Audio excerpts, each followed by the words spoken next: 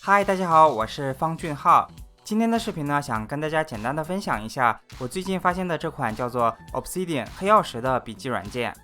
那因为它的一些非常独特的功能，我觉得这款软件尤其适合学生以及需要记录和管理大量文本内容的朋友。那我在接触这款软件之前呢，也曾经用过非常多的笔记软件，像大家所熟知的 Evernote 和微软 OneNote， 还有最近很少有人提到的有道笔记和为之笔记。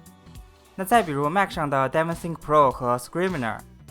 那也包括我现在正在使用的 Notion， 那还有很多其他的软件，在这里就不一一列举了。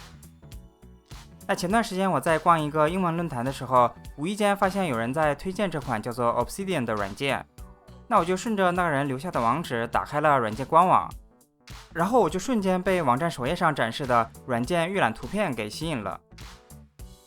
那当时我看到这张图片后的猜测就是，那这款软件应该可以通过像神经网络的方式把所有的笔记给串联起来。那于是我马上就下载并试用了一段时间。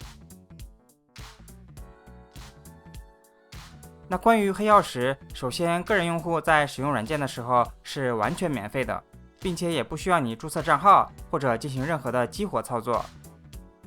我们打开网站首页后点击下载，然后安装就可以了。那初次安装的时候呢，软件会让你选择一个现有文件夹，或者创建一个新的文件夹。那软件的笔记文件就会存放到这个文件夹里。在黑曜石里创建的笔记全部都是由 Markdown 格式来进行保存的，所以我们可以用任何黑曜石以外的可以编辑 Markdown 的软件来打开这些文件。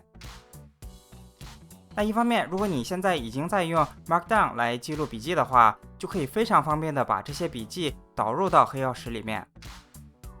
那另一方面，如果有一天不想再继续使用黑曜石了，也可以非常轻松的用其他的 Markdown 软件来进行代替，大大降低了我们替换软件的成本。哦，对了，如果你还不知道 Markdown 是什么的话，简单的讲就是 Markdown 是一种可以使用普通文本编辑器编写的标记语言。我们通过一些非常简单的标记语法，可以让普通文本内容具有一定的格式。那 Markdown 其实非常好学，我们打开软件后，点击左下角的帮助，然后在 How to 文件夹里找到 Format Your Notes。那在这里面就给大家介绍了一些基本的 Markdown 语法。那刚开始的时候可能还有些不习惯，不过只要坚持一段时间，很快就可以学会了。那学习 Markdown 语法的时候，也不一定要一下子就把所有的语法一次性全部学会。那像我就是现学现用，慢慢的学也是完全没有问题的。那在介绍其他的一些基础功能之前，我想先直接给大家看一下这个软件让我最喜欢的一个功能，就是这个网络视图。那我相信看到这个界面之后，有些人就已经意识到这个功能有多厉害，并且开始找下载链接了。那在这个界面里，每一个点代表的都是一个单独的笔记。那笔记和笔记之间被一条线连接，是因为在其中的一个笔记里面对另一个笔记创建了内部链接。那这张图片就是以视图的方式，非常直观地告诉我们这些笔记之间的关系。那这个点显示的越大，就说明这个笔记跟更多的其他笔记建立了关联。那我相信这个功能对研究专业的同学会有非常大的帮助。那紧接着另一个相关的功能就是这个 backlinks 反向链接。那在这里我们可以看到，我们在编辑或阅览一篇文章的时候，就可以在这里看到所有在文章中提到当前文章的其他文章。那点击标题的话，就可以打开那一篇文章，或者点击高亮部分，甚至可以直接跳转到那篇文章中提到当前文章的指定段落，非常的方便和实用。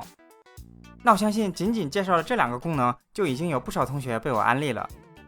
我们再回头看一下软件的其他基础功能。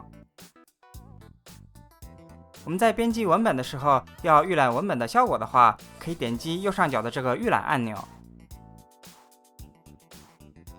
或者我们同时按住 Ctrl 键再点击预览，就会在右侧新增一个窗口，用来显示预览效果。而且我们在翻页的时候，编辑窗口和预览窗口都会同时滚动，用起来非常的方便。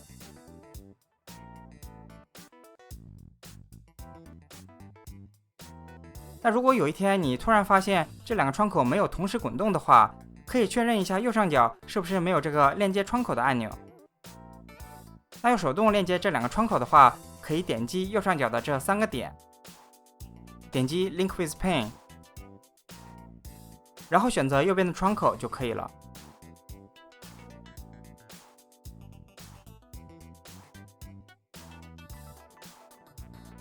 那看到这里的朋友可能会有个疑问，就是这个软件是不是不支持像图片啊、音频或者 PDF 之类的文件？那到目前的 0.8.0 这个版本为止，软件除了支持我们之前提到的 Markdown 格式以外，还支持图片格式 PNG、JPG 和 JPEG。那音频格式支持 MP3 和 WAV 等等这些格式，最后也支持 PDF 格式的文件。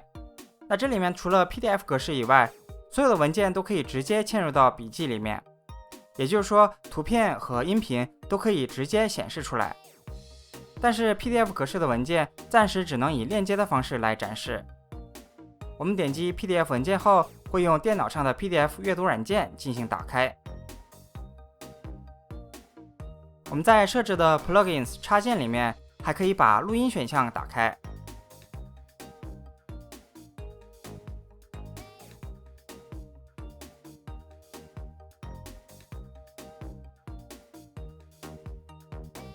这样的话，左侧就会显示录音按钮，就可以直接在软件里进行录音了，非常的方便。